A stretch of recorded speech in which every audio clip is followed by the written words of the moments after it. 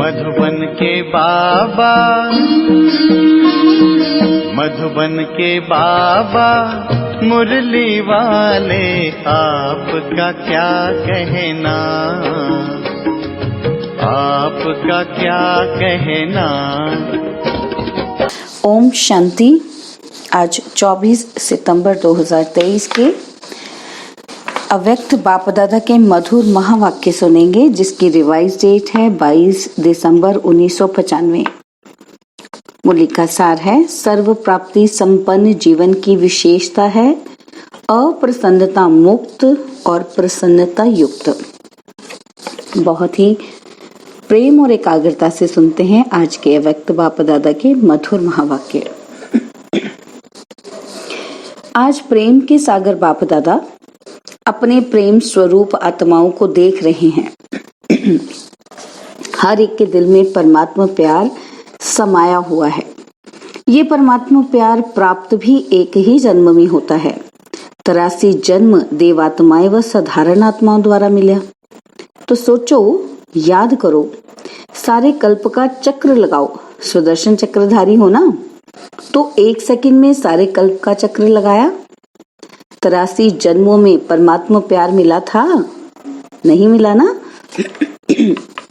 सिर्फ इस संगम पर एक जन्म में परमात्मा प्यार प्राप्त हुआ। तो अंतर जान लिया ना, आत्माओं का प्यार और परमात्मा प्यार कितना अंतर है। साधारण आत्माओं का प्यार कहाँ ले गया, क्या प्राप्त कराया, अनुभव है ना। और परमात्मा प्यार कहाँ ले जाता, अपने स्वीट होम और स्वीट राजधानी में। आत्म प्यार राज्य भाग्य गवाता है और परमात्मा प्यार राज्य भाग्य दिलाता है। और इसी जन्म में, ऐसे नहीं कि सिर्फ भविष्य के आधार पर चल रहे हो, नहीं, डायरेक्ट परमात्मा प्राप्ति तो अब है। वर्तमान के आगे भविष्य भी कुछ नहीं है। आप लोग गीत गाते हो ना कि स्वर्ग में क्या होगा और क्या नहीं होगा। और अभी का गीत क्या है, जो पाना था वो पा लिया। कि पाना है, पा लिया ना। तो पांडवों ने पा लिया। गोपियों का तो गायन है ही। इस समय का गायन है कि अप्राप्त नहीं कोई वस्तु ब्राह्मणों के खजाने में, देवताओं के खजाने में नहीं, ब्राह्मणों के खजाने में। तो अभी ब्राह्मण हो ना, तो अनुभव करते हो कि अप्राप्त नहीं कोई वस्तु। और ये प्राप्तियां अविनाशी हैं, अल्पकाल की नहीं है। तो जिसको सर्व प्राप्तियां हैं, उसके जीवन में क्या विशेषता होगी। सब प्राप्तियां हैं, एक भी कम नहीं है। तो उसकी चलन और चेहरे में क्या विशेषता दिखाई देगी, सदा प्रसन्नता। कुछ भी हो जाए, लेकिन सर्व प्राप्तिवान अपनी प्रसन्नता छोड़ नहीं सकता। अप्रसन्नता कभी भी होती है तो चेक करो कि अप्राप्ति का अनुभव होता है या सर्व प्राप्तियों का। तो आज बाप दादा ने बहुत ही सेवा केंद्र और उप सेवा केंद्र देखे। विदेश में नहीं, देश में सेवा केंद्र देखे। सेवा केंद्र में विशेष तो सेवाधारी हैं। तो आज चक्र लगाते हुए सेवाधारी और सेवा स्थान दोनों देखें। हर एक स्थान में, चाहे छोटे चाहे बड़े, सभी में चेक किया कि सेवाधारी तन से, मन से, धन से और सेवा के संबंध संपर्क से कितने प्रसन्न हैं। क्योंकि विशेष तो यही बातें हैं ना। तो क्या देखा, तन तो सबके पुराने हैं ही, चाहे जवान हैं चाहे बड़े हैं। छोटे तो और ही बड़ों से भी कहीं कहीं कमजोर हैं। चाहे बीमारी बड़ी है, लेकिन बीमारी की महसूसता कि मैं कमजोर हूँ, मैं बीमार हूँ, ये बीमारी को बढ़ा देती है। क्योंकि तन का प्रभाव मन पर आ गया तो डबल बीमार हो गए। तन और मन दोनों से डबल बीमार होने के कारण बार बार सोल कॉन्शियस के बजाय बीमारी कॉन्शियस हो जाते हैं। तो क्या देखा कि तन से तो मेजॉरिटी बीमार कहो या हिसाब किताब चुकतू करना कहो कर रहे हैं, लेकिन 50% डबल बीमार और 50% सिंगल बीमार हैं। बाकी होना क्या चाहिए, कभी भी मन में बीमारी का संकल्प नहीं लाना चाहिए कि मैं बीमार हूं, मैं बीमार हूं। लेकिन होता क्या है, ये पार्ट पक्का हो जाता है कि मैं बीमार हूं, कभी कभी किसी समय बीमार होते नहीं हैं, लेकिन मन में खुशी ही नहीं है, तो फिर बहाना करेंगे कि मेरे कमर में दर्द है, क्योंकि मेजॉरिटी को या तो टांग दर्द या कमर का दर्द होता है। कई बार दर्द होता भी नहीं है, फिर भी कहेंगे कि मेरे को कमर में दर्द है। अभी उसकी चेकिंग कैसे हो? है ना? तो कैसे हो चेकिंग? डॉक्टर्स के पास इसका तो कोई थर्मामीटर है जो कमर का दर्द है या नहीं वो चेक कर सके, है ना? तो फिर एक्सरे कराओ, ये कराओ, वो तो और ही खर्चा लगा लो। तो क्या देखा? तन के बारे में सुनाया। कई सेवादारी ऐसे दिखाई दिए कि सेवादारी तो आप सभी हो। ऐसे नहीं कि समझना कि सिर्फ टीचर्स की बात हो रही है। सेवाधारी आप प्रवृत्ति वाले भी हो ना, कि जो सेंटर पर रहते हैं वो सेवाधारी हैं। आप लोग प्रवृत्ति में रहने वाले भी सेवाधारी हो। कभी अपने घरों का भी चक्कर, आपके घरों का भी चक्कर लगाएंगे, देखेंगे कि कैसे सोते हो, कैसे उठते हो, डबल बेड है, सिंगल बेड है। अच्छा, ये तो आज के चक्कर की बात है। आजकल के हिसाब से दवाइयाँ खाना ये बड़ी बात नहीं समझो, क्योंकि कलयुग का वर्तमान समय सबसे शक्तिशाली फ्रूट ये दवाइयाँ हैं।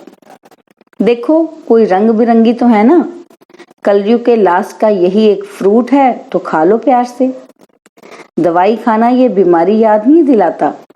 अगर दवाई को मजबूरी से खाते हो तो मजबूरी की दवाई बीमारी याद दिलाती है, और शरीर को चलाने के लिए एक शक्ति भर रहे हैं, उस स्मृति में खाएंगे तो बीमारी तो दवाई है ना, वो बीमारी की याद नहीं दिलाएगी, खुशी दिलाएगी। तो बस 2-3 दिन में दवाई से ठीक हो जाएंगे, है ना? खुशी से खाएंगे तो क्या होगा? जल्दी हीलिंग हो जाएगी। और मजबूरी से खाएंगे तो फिर बीमारी मन में घूमती रहेगी, है ना? तो फिर टाइम लगेगा, बीमारी जाएगी नहीं। तो बाबा कहते आजकल तो बहुत नए फैशन है। कलयुग में सबसे ज्यादा इन्वेंशन आजकल दवाइयाँ या अलग अलग थेरेपी निकाली है। आज फलानी थेरेपी है, आज फलानी, तो ये कलयुग के सीजन का शक्तिशाली फल है, इसलिए घबराओ नहीं। लेकिन दवाई कॉन्शियस, बीमारी कॉन्शियस होकर नहीं खाओ। तो तन की बीमारी होनी ही है, ये नई बात नहीं है। इसलिए बीमारी से कभी घबराना नहीं। बीमारी आई और उसको थोड़ा फ्रूट खिला दो और विदाई दे दो। अच्छा, ये हुआ तन की रिजल्ट। फिर और क्या देखा? और क्या देखा? मन में क्या देखा? एक बात खुशखबरी की ये देखी कि मेजॉरिटी हर एक सेवाधारी के मन में बाप का प्यार और उमंग का, सेवा का उमंग दोनों है। और बाकी 25% कोई मजबूरी से चल रहा है, वो छोड़ो। लेकिन मेजॉरिटी के मन में ये दोनों बातें देखी, और ये भी देखा कि बाप से प्यार होने के कारण याद में भी शक्तिशाली हो बैठने का, चलने का, सेवा करने का अटेंशन बहुत देते हैं। लेकिन खेल क्या होता है कि चाहते हैं कि याद की सीट पर अच्छी तरह से सेट होकर बैठ जाएं, लेकिन थोड़ा टाइम तो सेट होते हैं और फिर हिलना डुलना शुरू होता है। जैसे बच्चा होता है ना, उसको ज्यादा टाइम सीट पर बिठाओ तो हिलेगा जरूर। तो मन भी अगर कंट्रोल में, ऑर्डर में नहीं है, तो थोड़ा टाइम तो बहुत अच्छे बैठते हैं, चलते हैं, सेवा भी करते हैं, लेकिन कभी सेट होते हैं, कभी अपसेट भी हो जाते हैं। कारण क्या है? होना सेट चाहते हैं लेकिन अपसेट क्यों होते हैं? कारण क्या है? एक शक्ति, दृढ़ता की शक्ति, उसकी कमी है। प्लान बहुत अच्छा सोचते हैं कि ऐसे बैठेंगे, ये अनुभव करेंगे, फिर ये सेवा करेंगे, फिर ऐसे चलेंगे, लेकिन कर्म करने में या बैठे बैठे भी दृढ़ता की शक्ति कम हो जाती है, और बातों में मन बुद्धि बट जाते हैं। चाहे काम में बिजी नहीं है, लेकिन व्यर्थ संकल्प से सबसे बड़ा काम है ना, जो वो अपनी तरफ खींच लेता है। तो स्थूल काम भी नहीं हो, लेकिन दृढ़ता की शक्ति बटने के कारण मन और बुद्धि सीट पर सेट होने के बजाय हलचल में आ जाते हैं। तो बाप दादा ने आप सबको जो काम दिया था वो देखा, होमवर्क दिया था ना बाबा ने, तो बाप दादा के पास सबकी चिट्ठियां पहुंची। लेकिन कई बच्चे बड़े चालाक हैं, चालाकी क्या करते हैं, चिट्ठी लिखते हैं लेकिन नाम नहीं लिखते। ऐसे समझकर करते हैं कि बाबा तो जानता है जानता है, फिर भी अगर काम दिया है तो काम तो पूरा करो ना। टीचर अगर कहे ये लिख कर लाओ और टीचर को कहो कि आप तो जानते हो मुझे ये लिखना आता है, तो टीचर मानेगा? तो कई तो नाम ही नहीं लिखते। लेकिन जो भी जिस ग्रुप में काम दिया है, मेजॉरिटी सबकी ये खुशी की बात देखी कि सबने लिखा है। क्या लिखा है कि हम डायमंड जुबली तक करके दिखाएंगे। ये मेजॉरिटी का है, आप सबका भी है। जीवन मुक्त हो जाएंगे ना। तो अगर सभी बातों से मुक्त हो गए हो तो क्या हो जाएंगे, जीवन मुक्त हो जाएंगे ना। तो सभी ने अपनी हिम्मत उमंग अच्छा दिखाया है, चाहे फॉरेन वालों ने चाहे भारत वालों ने। उमंग उत्साह सभी का अच्छा है। कोई ने बहुत थोड़ों ने लिखा है कि हमको टाइम लगेगा, लगने दो उन्हों को, तो आप लोग तो जीवन मुक्त हो जाओ। तो रिजल्ट में देखा कि सभी को उमंग है कि डायमंड जुबली में कुछ करके दिखाएं। लेकिन बाप दादा ने देखा कि जितना अपने आप को डायमंड बनाने का उमंग उत्साह है, उतना ही डायमंड जुबली वर्ष में सेवाओं के प्लान भी बहुत फास्ट बनाए हैं। इसमें बाप दादा खुश हैं। लेकिन ऐसे नहीं कहना कि बहुत सेवा का बोझ था ना, इसलिए थोड़ा नीचे ऊपर हो गया। ये बाप दादा नहीं चाहते। सेवा जो स्वयं को व दूसरों को डिस्टर्ब करे वो सेवा नहीं है, स्वार्थ है। और निमित्त कोई ना कोई स्वार्थ होता ही है, इसलिए नीचे ऊपर होते हैं। चाहे अपना चाहे दूसरे का स्वार्थ जब पूरा नहीं होता है तब सेवा में डिस्टर्बेंस होती है। इसलिए स्वार्थ से न्यारे और सर्व के संबंध में प्यारे बनकर सेवा करो। तब जो संकल्प किया है वह लक्ष्य रखा है कि डायमंड जुबली में डायमंड जुबली मनाएंगे, वह पूरा हो सकेगा। आधा नहीं याद करना। कई ऐसे जवाब देते हैं, कहते हैं डायमंड जुबली तो मनाने की थी तो मनाया, उसमें बिजी हो गए। लेकिन बाप दादा के दोनों शब्द याद रखना, आधा नहीं।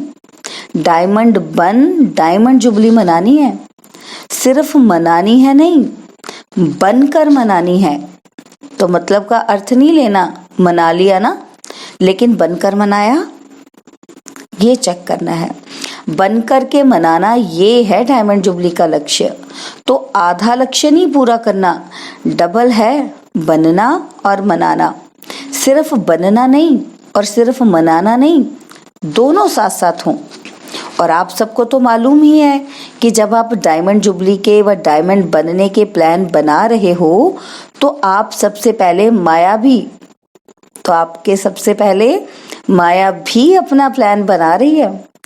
इसलिए ये नहीं कहना क्या करें बाबा, हिम्मत कम हो गई, माया बहुत तेज है, माया को अपने पास रखो। बाबा कहते राज्य आप करेंगे और माया को बाबा संभालेंगे। राज्य तो आपको करना है ना, तो माया जीत जगत जीत बनता है। तो माया को जीतने के बिना जगत जीत कैसे बनेंगे। इसलिए चारों ओर अटेंशन प्लीज, समझा? अच्छा, चक्कर का आधा सुनाया, आधा फिर सुनाएंगे। सेंटर कोई तो बहुत अच्छे सजे सजाए और कोई सिंपल तो कोई बहुत रॉयल, कोई बीच के भी थे। ज्यादा हैं जो समझते हैं कि रॉयल लगे। कोई वीआईपी आवे तो उसको लगे कि सेंटर अच्छा है, लेकिन अपना माना ब्राह्मणों का आदि से अब तक का नियम है कि ना बिल्कुल सादा हो ना बहुत रॉयल हो, बीच का होना चाहिए। ब्रह्मा ने तो बहुत साधारण देखा और रहा, लेकिन अभी साधन हैं, साधन देने वाले भी हैं। फिर भी कोई भी कार्य करो तो बीच का करो। ऐसा भी कोई ना कहे कि ये क्या लगा दिया पता ही नहीं, और ना कोई कहे कि ये तो अभी राजाई ठाठ हो गया है।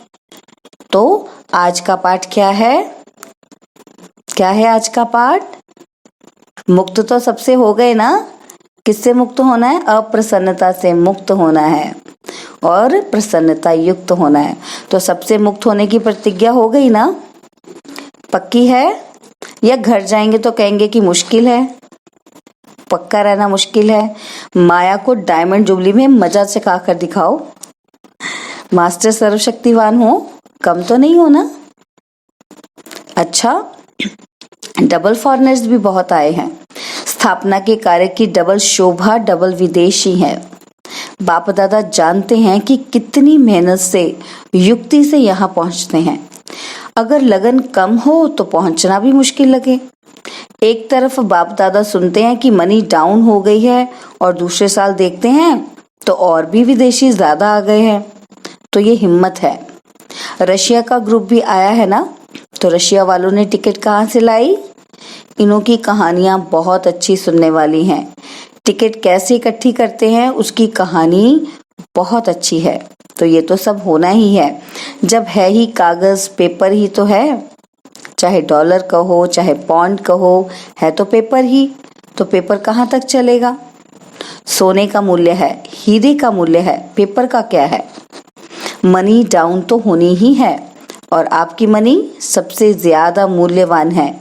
जैसे शुरू में अखबार में डलवाया था ना कि ओम मंडली रिचेस्ट इन द वर्ल्ड, कमाई का साधन कुछ नहीं था। ब्रह्मा बाप के साथ 1-2 समर्पण हुए और अखबार में डाला रिचेस्ट इन द वर्ल्ड। तो अभी भी चारों ओर ये स्थूल हलचल होगी। फिर आपको अखबार में नहीं डालना पड़ेगा, आपके पास अखबार वाले आएंगे और खुद ही डालेंगे। टीवी में दिखाएंगे कि Brahma Kumari richest in the world, क्योंकि आपके चेहरे चमकते रहेंगे कुछ भी हो जाए। दिन में खाने को रोटी भी नहीं मिले तो भी आपके चेहरे चमकते रहेंगे। तो चारों ओर होगा दुख और आप खुशी में नाचते रहेंगे। इसी को ही कहते हैं मिरुआ मौत मलू का शिकार। इसलिए बाप दादा ने आज कहा कि ब्राह्मण जो सच्चे हैं, ब्राह्मण जीवन में श्रेष्ठ जीवन के लक्ष्य वाले हैं, उसकी विशेषता है प्रसन्नता। चाहे कोई गाली भी दे रहे हो तो भी आपके चेहरे पर दुख की लहर नहीं आनी चाहिए। प्रसन्न चित्त। गाली देने वाला भी थक जाएगा। हो सकता है ऐसा। ये नहीं कि उसने 1 घंटा बोला, मैंने तो सिर्फ 1 सेकंड बोला। सेकंड भी बोला या सोचा, शक्ल पर अप्रसन्नता आई तो फेल हो गए। इतना सहन किया ना, 1 घंटा सहन किया और फिर गुब्बारे से गैस निकल गई।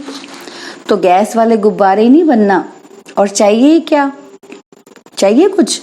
बाप मिला, सब कुछ मिला। गीत तो यही गाते हो ना। तो ऐसे टाइम पर ऐसी बातें याद करो तो चेहरा नहीं बदलेगा। ऐसे नहीं कि उसके आगे जोर जोर से हंसने लग जाओ तो और ही वो गर्म हो जाए। प्रसन्नता अर्थात आत्मिक मुस्कुराहट, बाहर की नहीं, आत्मिक। तो आज का पाठ क्या रहा? सदा अप्रसन्नता मुक्त और प्रसन्नता युक्त, डबल। समझा?